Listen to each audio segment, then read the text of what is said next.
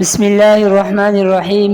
السلام علیکم ناظرین، آج کی ویڈیو میں حضرت سعد بن معاذ رضی اللہ تعالی عنہ کی وفات کا واقعہ بیان کریں گے۔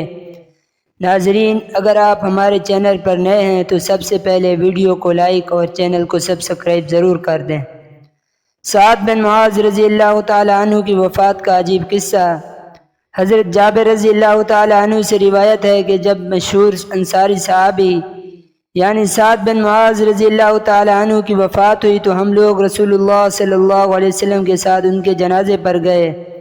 پھر جب رسول اللہ صلی اللہ علیہ وسلم نے نماز جنازہ پڑھائی اور ان کو قبر میں اتار کر قبر برابر کر دی گئی تو رسول اللہ صلی اللہ علیہ وسلم نے سبحان اللہ کہا۔ آپ صلی اللہ علیہ وسلم کو دیکھ کر آپ کی اتباع میں ہم بھی دیر تک سبحان اللہ کہتے رہے۔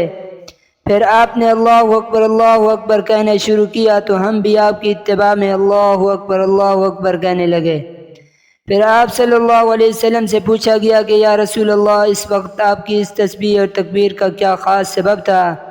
آپ صلی اللہ علیہ وسلم نے فرمایا کہ اللہ کے اس نیک بندے پر اس کی قبر تنگ ہو گئی تھی جس سے اس کو تکلیف تھی، یہاں تک کہ اللہ تعالیٰ نے تنگی کی اس کیفیت کو دور فرما کر کشادگی پیدا فرما دی اور اس کی تکلیف دور کر دی۔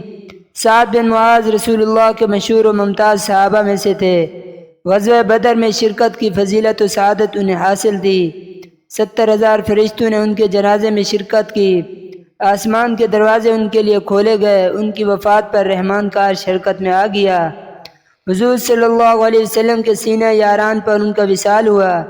حضور صلی اللہ علیہ وسلم نے اپنے ہاتھوں سے ان کے لیے قبر کھودی۔ ہر پھاوڑے کی چوٹ پر ان کی قبر سے مشک کی خوشبو نکلتی تھی۔ بنو قریظہ کے بارے میں سعد بن معاذ رضی اللہ تعالی عنہ نے جو فیصلہ کیا، حضور اکرم صلی اللہ علیہ وسلم نے فرمایا، اے سعد، تو نے جو فیصلہ کیا ہے یہی فیصلہ اللہ نے آسمانوں کے اوپر کیا۔ قبر سے مشک کی خوشبو جب نکلتی آپ فرماتے جاتے تھے، واہ واہ کتنی اچھی ہے مرد مومن کی خوشبو۔ جس کمرے میں سعد بن معاذ رضی اللہ تعالیٰ عنہ کی نعش رکھی ہوئی تھی وہ کمرہ فرشتوں سے کھچا کھچ بھرا ہوا تھا۔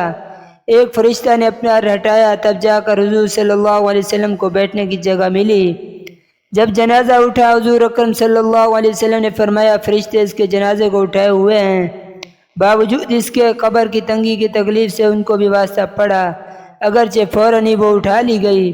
اس میں ہم جیسوں کے لیے بڑا اقتباس اور بڑا سبق ہے۔